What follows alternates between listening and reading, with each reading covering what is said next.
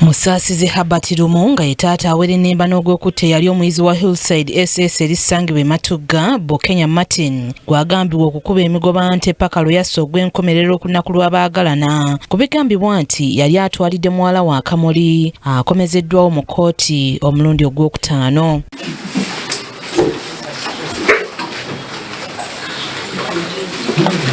Musaasizi aleeteddwa mu kkooti eno ne banne okuva mu kkomera Luzira wakati mu bukuumi obw'amaanyi.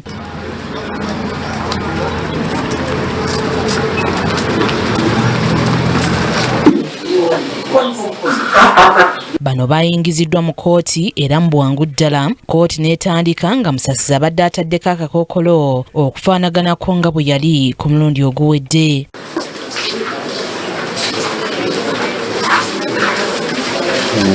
Ku mulundi guno omulamuzi wa kkooti eno Esther Nahidya agaanya abalina amasimu okukwata ebigenda mu maaso ng'agamba nti tebalina lukusa. Ku bitongole ebivunaanyizibwako okufulumya amawulire ga TikTok saagala ebifaananyi byamwe sibwagala ntegedde ne mu vidiyo saagala vidiyozi. Musaasizi ng'ali mu Kaguli, omuwabi wa gavumenti Agnes Kichoncho ategeezezza omulamuzi nti obujulizi mu musango guno bakyabukuŋŋaanya n'asaba bamuwe olunaku olw'okudda.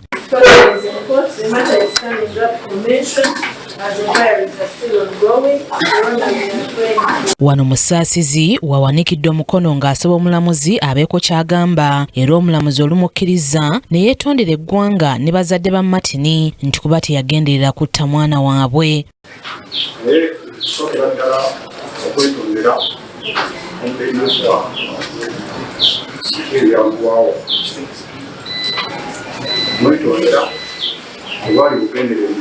Akkiriza omusango era n'asaba omulamuzi amubeerere wa kisa okulaba ng'amuwa ekibonerezo ekisaamusaamu, ekintu ekinyiizizza ababadde mu kkooti nga bakulembeddwa mu maama w'omugenzi Martin Bukenya, Imelda Nakiyemba. Naye embadde nsaba somanya buyinza okunyamba badde nkusaba onyambe empise mu nkola eyakukipagezi. Omulamuzi asabye ababadde mu kkooti okubeera abakkakkamu n'agamba nti omuntu yenna alina eddembe okwekuba mu kifuba. Bw'oli bw'aba yeetonda tokyafiiringa kyekiri ku mutima muleke ye expressinge. Mutegedde ebyo ebyokusooza mu bijeewo. Wabula omulamuzi Nahidya asabye Musaasizi okusaba kwe akusse mu kkooti enkulu nti kubanga kino kikolebwa ng'omuntu alaba omusango gumusinze kwe basinziira ne bamuwa ekibonerezo ng'amulagidde akomewo nga 22 omwezi ogwokutaano omwaka guno.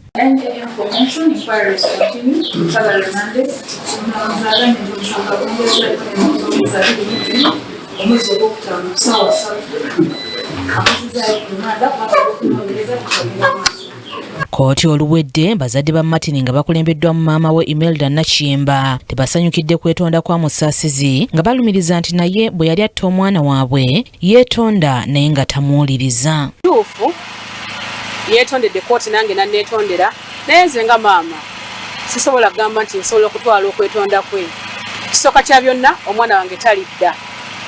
Ekyokubiri omwana wange naye nsuubira yalaaja nanga akubwa era naye nsuubira yeetonda ateeka okuba naye yamukubanga bwamwetondera naye mwami Musaasizi teyakkiriza kwetonda kwa Martin era nange sisobola kumala gakkiriza bwentyo kwetonda kwa mwami Musaasizi Herbert. Bano bagambye nti Musaasizi yandibanga abuza bujulizi obuyinza okuleetebwa mu kkooti era basabye kkooti emuwe ekibonerezo ekimugyamu okusinziira ku musango gwe yazza. Nze kyendabyemu Herbert yeewala kuleeta bujulizi ng'ebiyinja bitafali bitwasangawo, ng'emiti eminene ennyo gye twasanga kubisiza omwana, ng'emiguwa gye twasanga asibisiza omwana omugenzi.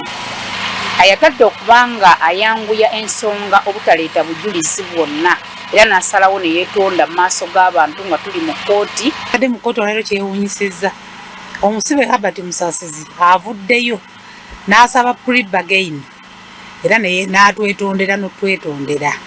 Kakati ekintu ekyo situkitegedde bulungi Mu ngeri y'emu era omulamuzi Esther Nahirya azizaayo muvubuka John Masaba Ruzira agambibwa okutta mukwano gwe Vincent Kiyingi nga bano baafuna obutakkaanya oluvannyuma lwa Kiyingi okukwana eyali mukazi we John Nanfuka gwe baali bakyawaganye naye okumala emyaka 2.